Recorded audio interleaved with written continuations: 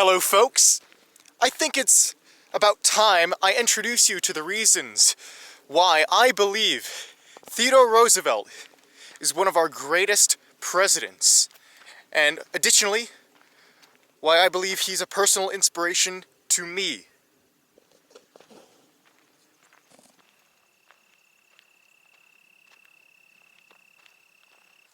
Theodore Roosevelt spent much of his young life in the state of New York. He came from a rather affluent family, which inspired him to go out into the world and make the most of his life. He was a rather learned man, but he also wanted to be adventurous with his life. He also wanted to take risks and live life to the fullest, like he was taught to do.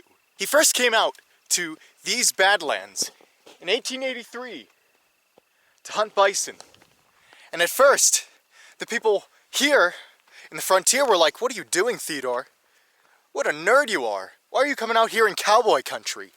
This is our turf." I'm sure he must have had a good time because he returned here a few years later as a result of personal tragedy. On the same exact day, both his wife, Alice, and his mother tragically died. Now, it's not hard to imagine how traumatic and difficult having two close deaths to you would have been. It must have really hit him to the core. And so he ventured back out here to these prairies and badlands. This time, not to just go on a fun hunting adventure, but to heal, to cope with this horrible tragedy that occurred. So yes, devastated by the personal events that recently happened in his life, he saw a reclusive life out here on a ranch, tending to just basic, down-to-earth activities. And Teddy slowly grew to admire this peaceful, rustic countryside of the American frontier. It's not hard for us to understand. Look at this. This is amazing. These might have been the same grounds Teddy Roosevelt once walked and operated his ranch around. And this life really not only healed him, but inspired him to take to professional political life. He ultimately returned back to his home state of New York, and after many different positions, he ascended to the vice presidency of the United States under William McKinley, number 25. Sadly though, William McKinley was fatally shot by an assassin in Buffalo. And due to how American political ascendancy works, that meant Teddy Roosevelt was the new president, and everybody was freaking out saying, "Oh no, now this cowboy's in office." It's weird how he was once looked at as some dork trying to go to the outdoors, and when he went back to the world he was familiar in, everybody thought he was this wild cowboy. So now, having become president of the United States, Teddy Roosevelt sought to become one of the biggest environmentalists and conservationists any US president had become. And it was all because he was transformed here in these beautiful, scenic areas of what is today North Dakota. Oh yeah, that's right. We have just hit our 40th state here on the coverage project. We only have 10 more states to go. Unbelievable. But yes, what was once the Dakota Territory became the bastion for which Theodore Roosevelt was transformed, influenced, inspired, and turned him into the great president he was. Being the guy in the foremost role of the United States, he was the one who championed the creation of the U.S. Forest Service and so many other conservation efforts, such as designating so many national monuments out west, a few national parks, and in his 8-year term, he did more for the environment than any president had prior. And that's what led us to being here at Theodore Roosevelt National Park. It's a national park of that national park status. It's one of the 63, but it's more so a memorial to the man, the myth, the legend, Theodore Roosevelt, our 26th president and the biggest conservationist the U.S. has ever had. And now you all might be able to a bit better understand the connection that I have with Teddy Roosevelt as my personal role model. If I had any role models, I don't try to have role models, I try to be my own person, but if I had to, gun to my head, choose a role model from American history, Teddy Roosevelt would be a very good candidate. He was almost this polymath of American culture. Not only just the president, but he was a figure in law and politics outside of the presidency. He was an avid outdoorsman. He was a ranch head. His ranch is actually nearby and protected within the boundaries of this national park. And he was also a war hero. Spanish-American War, he was the head of the Rough Riders, a rough and tough gang of horsemen who went up San Juan Hill, actually San Kettle Hill technically, in Cuba to help win America that war in the late 1800s by the turn of the century. So Teddy Roosevelt was a figure of massive proportions, but there were times in his life when he faced so much adversity, not just within his own personal life with, family members dying, tragedy like that, but also he faced so much ridicule from his young adulthood, being seen as this unlikely figure in both his adventures out west and in the world of politics, but also as a politician. He was very hated by certain fringe groups. He got assassinated trying to run for re-election in 1912 as part of the Bull Moose Party. You can't kill a bull moose. Yes, even after being shot, he continued the speech. Who does that? After being shot, continue a political speech in an effort to be for the people. So for me as one individual, just a mere mortal, going through the country, exploring the culture that America has, it's such an honor not only to be in North Dakota. I'm very excited for this. It's such an underrated state. People don't really like visiting, which is a shame because there's a lot in North Dakota. So not only that, but it's also such an honor to come to Theodore Roosevelt National Park, a national park which honors and pays tribute to one of my favorite American heroes. So as we begin our adventures here in Theodore Roosevelt National Park, we come to a crossroads, a fork in the road, north or south on the Petrified Forest Trail, or left or right. Right is always right. Let's go right. Isn't this amazing, seeing the wild grass for miles and miles in this protected area? Yeah, this is what the Great Plains used to look like, all throughout the center of the country before farms took over as the new big deal in this central part. But it's great to see it all. This is the type of scenery that the people on all those westward trails would have seen, stretching from the provinces of Saskatchewan and Alberta down to the heart of Texas. These Great Plain prairies are something that I think need to be preserved for as much as we can. Thankfully, national parks, national grasslands, national preserves do a great job in this interior section of the nation. So as you can see, this is in a recovery stage, but it's so beautiful. It may be nothing, but to me, this is what the American heartland truly deserves to be preserved.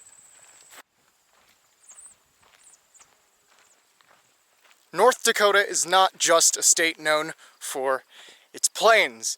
The plains encompass a large portion of North Dakota's territory, but towards the west of the state, you have badlands. Yes, just like South Dakota, Montana, Wyoming, North Dakota has its share of lands that are, well, for lack of a better adjective, bad.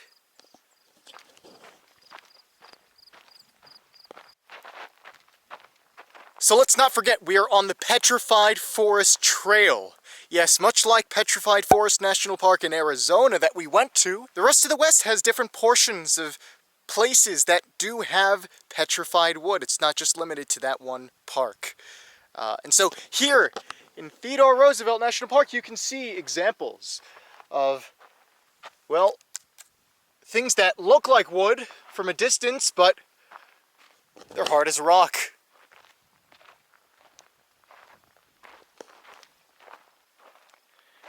Now these pieces of petrified wood, they're not as colorful as the ones we did see at the national park, but they are still petrified wood. Nevertheless, you could say they're scared, petrified almost, of showing their true colors. North Dakota, look at yourself. Everyone says you're a waste of time to visit. But no, we here on the Coverage Project, we reject those notions. Look at yourself, North Dakota. You are beautiful, full of mountains and petrified wood and beautiful, almost canyon-side looking landscapes.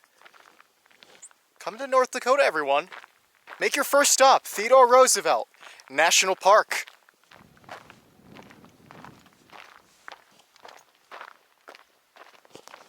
Okay, we have not even scratched the surface of this park. We are on one trail. Let's not waste too much time. There is definitely way more highlights to come. So I will see you when we get to those highlights.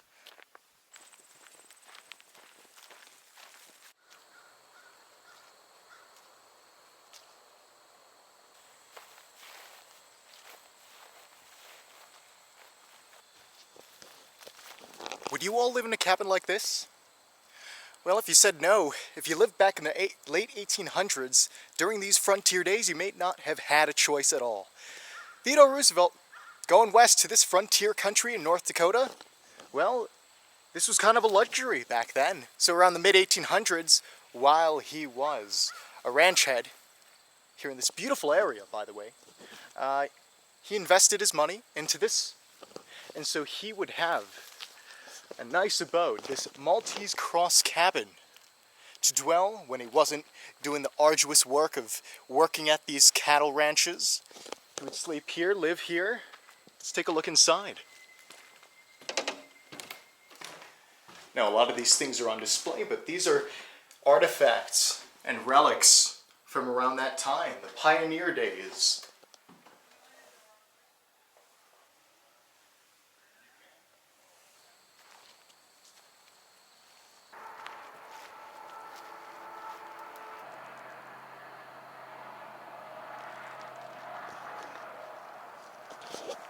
Theodore Roosevelt National Park is a very interesting national park, geographically speaking. Its boundaries aren't limited by one big chunk of land that is designated as the national park, like most parks.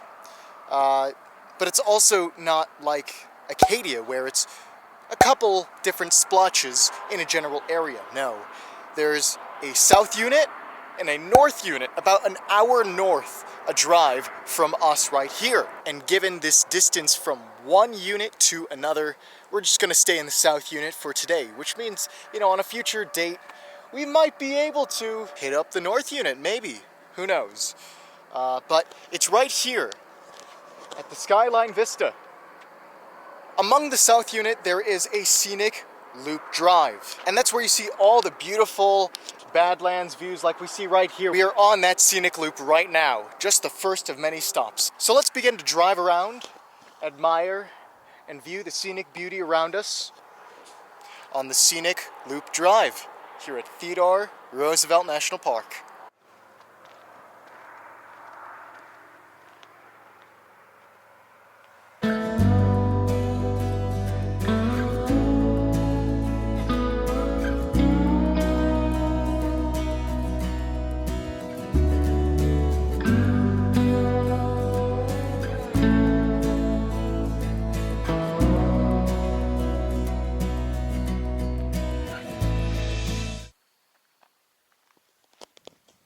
I hope you all see with this lens of the camera right here, the patches where grass isn't really growing. It's more so these mounds, these patches of dirt.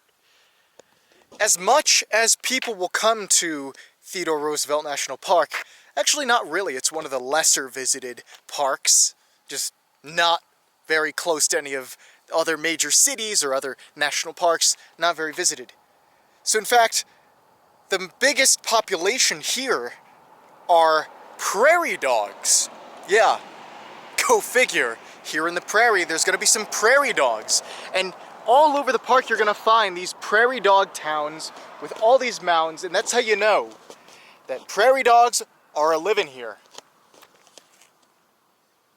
Oh yeah, aside from all the grasshoppers bouncing around, butterflies, I've seen different bugs here in the grasslands and badlands. Prairie dogs constitute probably the largest animals you're going to see here, aside from, of course, the bighorn sheep and the bison that are sometimes found here in these prairies. Anyway, I have some more stuff on today's itinerary. Yes, it's not a national park for nothing. These badlands have a lot to see and discover. So yeah, let's just say goodbye to the prairie dog towns. I wish one of them would just pop up and say hello, but they're all underground, burrowing in this underground system of holes and tunnels. Oh yeah, all underground.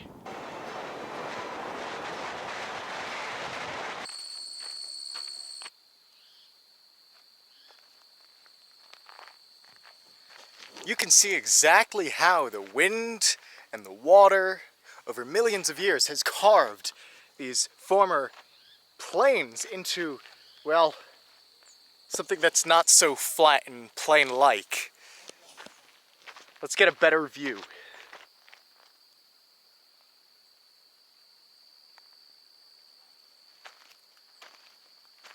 Now this is the reason that the Badlands are shaped as such. This is the Little Missouri River.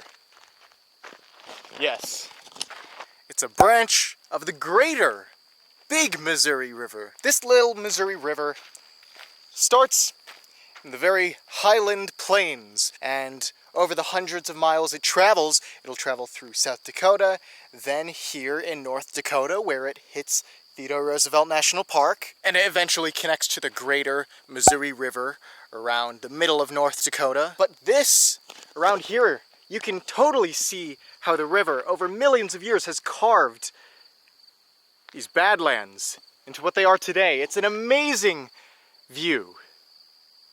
Long ago, Teddy Roosevelt saw these very waters, cutting the same general path.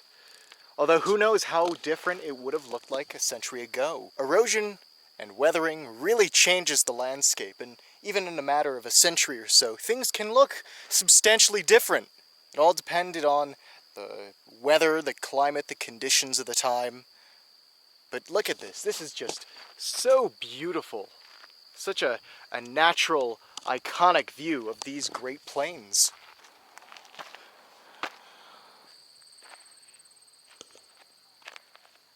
We're along the Wind Canyon Trail, where you can see the Little Missouri River at its finest, at its purest, at its cleanest, as the shimmering waters meander in between the badlands of the greater Great Plains of the United States. Well, it might be the Little Missouri River, a scenic area in North Dakota, our 40th state, which captures the hearts and minds of not just people in the state, but people all across America. So, yeah, it's fitting to play that little game we play every time we debut in a state. So what comes to mind with North Dakota, the Peace Garden state? Might you think of the big agricultural sector that dominates the territory and the culture of North Dakota? You got corn, wheat, even honey. 90% of this state is farmland. We're in the least arable part with all these badlands. But in the good lands, there are farms here in North Dakota. Might you think of the rich Native American heritage? Like a lot of other states in the Great Plains and the West, lots of tribes from the Lakota, the Arikara, a lot of other tribes, the Mandan people, the Hidatsa people, lots and lots of native heritage that you can find here in this state. Might you think of the extreme climate differences in North Dakota? This is a state which gets sweltering hot summers and bitterly cold winters. Personally, I would not want to live in North Dakota purely because of the winters. So, that's another thing. Might you think of the natural resources in this state? We have plenty of coal mines throughout the region, and more recently, the shale oil deposits here in North Dakota have come to the forefront of the American public. I mean, only second to Texas, North Dakota has the largest crude oil production industry out of any state in the Union. That's very impressive for a state that's considered just flyover country. And so there's a lot of jobs growing recently in this oil industry. Finally, it's a state that is known, notorious even, for people not to want to come. But we on the Coverage Project are doing our best to change that narrative. We are rejecting the notions that people have, because we are here to show the beauty and wonder and attraction that North Dakota has. In other words, we are here to change that. And hopefully, just this debut video does enough. We are going to be going through North Dakota quite a bit, but hopefully this one video, the first video that you are seeing in North Dakota for us, does a good job of changing your perspective on North Dakota. Is there anything else I am missing? What do you think of regarding North Dakota?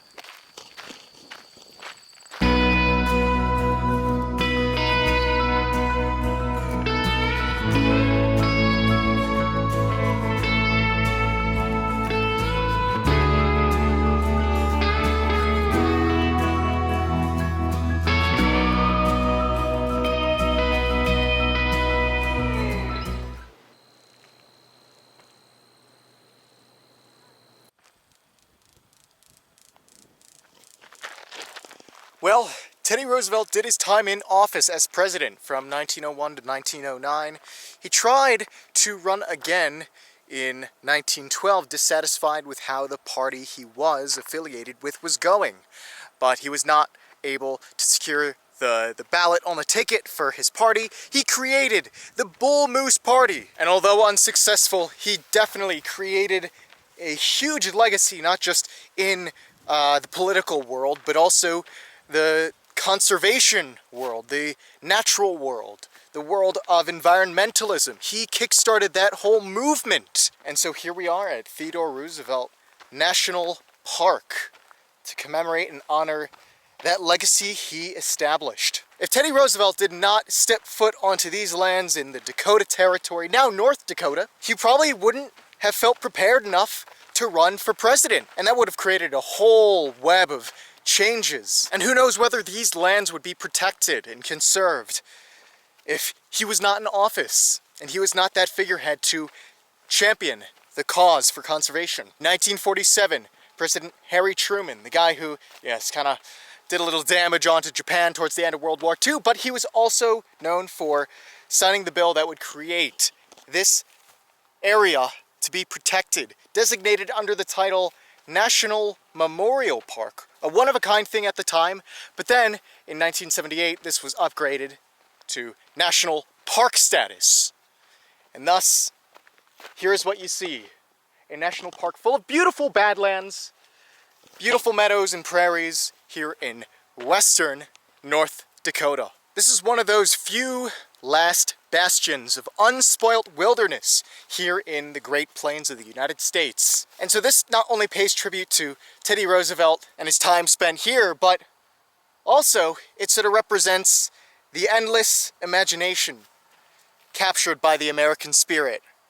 I mean, from this view, you can see just how vast the American heartland is. It is a huge country. And of course, that brings about in the American people an unimaginable amount of imagination and opportunity. Like, this area truly captures the essence of that classic American spirit of freedom and independence, and at the same time represents a spirit of grit and hard-working character. That's sort of indicative of the American people out here.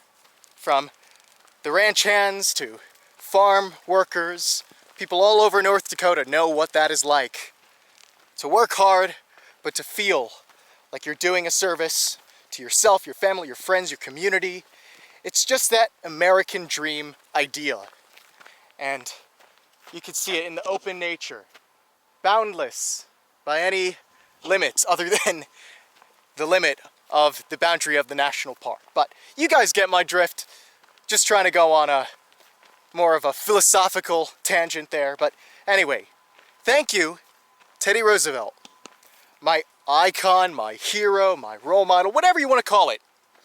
Thank you for teaching me, as someone who is just trying to adventure through the country, that you can be both someone who seeks the world of knowledge, but also you can be someone to seek the world of adventure. Yes, you can do both. You can have ambitions to both achieve the highest of the learned realm, but you could also achieve the limits of exploration. I mean, look where we are right now. This is the wilderness. Doesn't look like a forest, but hey, this is the wild outdoors, and we are here on the Coverage Project to conquer it all. So that's what I'll say. I am proud to call Theodore Roosevelt National Park number 16 on our good old tally of national parks covered.